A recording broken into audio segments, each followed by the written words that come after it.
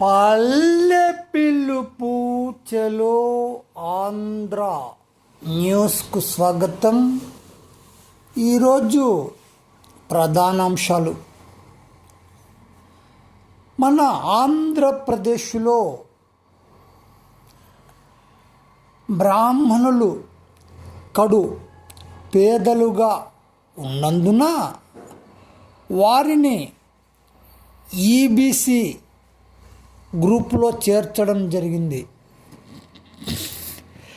అంతేకాకుండా ప్రభుత్వం వారికి ఒక కార్పొరేషన్ కూడా ఏర్పాటు చేయడం జరిగింది. అయితే ప్రభుత్వం నుండి బ్రాహ్మణులకు రేషన్ కార్డులు కానీ ఇండ్ల స్థలాలు కానీ కేటాయింపులు జరగడం లేదు. వారి యొక్క అభివృద్ధికి ఎలాంటి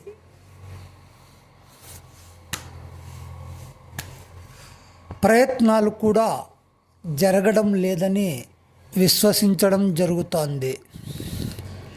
అంతేకాకుండా బ్రాహ్మణుల కొరకు సోమయాజులపల్లిలో ఒక వృద్ధాశ్రమం నిర్మించుకోవడానికి స్థలం కేటాయించమని పబ్లిక్ గ్రీవెన్స్లో అర్జీ కూడా ఇవ్వడం జరిగింది.